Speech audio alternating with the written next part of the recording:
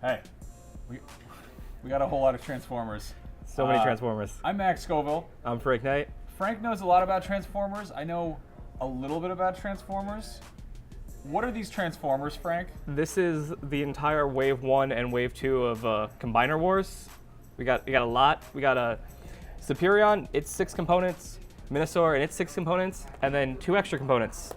Now these are really the special ones. These are these are the big deal. These guys are already out right here, but these ones are.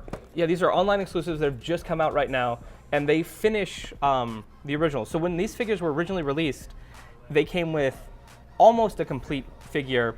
But one of the figures, for example, Superion came with Alpha Bravo here, and Alpha Bravo, not a jet. If you were a kid in the 80s, you remember Superion is just a bunch of jets. Huh. So this guy is a new character they created for the IDW comic book series, and blah, blah, blah, blah, blah. But now, Hasbro has released Quickslinger to complete your G1 Superion, and the same thing with Brake-Neck now replaces Off-Road and completes your G1 Menasor. So we're gonna tear open a ton of Transformers and build us some G1 combiners. In the interest of time, let's not actually show us taking these all out of the packaging. Yeah, that's gonna be a minute.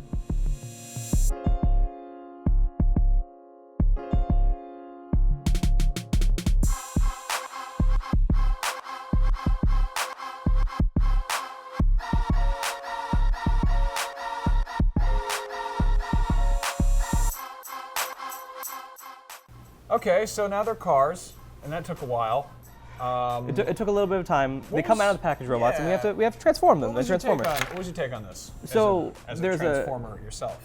There's a ton of really cool stuff, but something that we noticed is that the retail releases and the online exclusives that just came out are repaints of existing molds. So they have like unique head sculpts, but the majority of the bodies are repaints of existing molds. So you got our Alpha Bravo helicopter, and if you want to replace him with the G1 counterpart, he'll just be a repaint, which isn't shocking, as Transformers usually try and get like one repaint out per mold. That's cool. The other thing though is most of these are just really fun transformations, and they click. You know, there's some little odds and ends. Like I don't like how his arms are visible, but the one thing that really got me is Superion's arms. Like, yeah. That's I mean, you got to cut them a little slack because obviously they're going to have vehicle mode, robot mode, and then they're going to combine. Yeah. But that's kind of silly. Yeah, that's kind of he's going into Macross territory there. Yeah. He can pretty much just have his arms out and punch people as a jet. Yeah. I mean, the vehicles, the cars are all really fun. Yeah, the cars are really nice. They have those kind of on lockdown. I actually really like the truck. Like, I think that's a really cool thing to add to Menasor and the Stunticons. Yeah. I like the idea that trucks and cars can be friends, but that they hate jets. Yeah. Anyway, so should we just should we try and make them into bigger robots? Gotta make ourselves a giant combiner. All right. Well, this is gonna take a minute, so just close your eyes and wish, and here we go. All right. So here they are in their final forms. It took a little bit of time. This took a really long time, actually. We had like 8 guys working for, I don't know, an hour or so to try and do this. Yeah, everybody in the IGN office kind of took a chance at transforming some stuff. So to be fair, they say they're for ages 6 to 12. Some of us are older than that. I'm actually not sure what the ages are, but for reference, we have Frank brought this in. This is one of the original combiners. Yeah, it's my G1 Piranacon. So big old kaiju combiner. So this is about the size of all the ones you had when you were a kid, and these guys tower over them. But the biggest difference is, since these guys, all their limbs were just kind of these big plastic cubes with like no articulation. Like this guy's like beefy and sturdy, but these guys, since they have articulated limbs and stuff, are a little lankier, a little gangly, and can slide apart.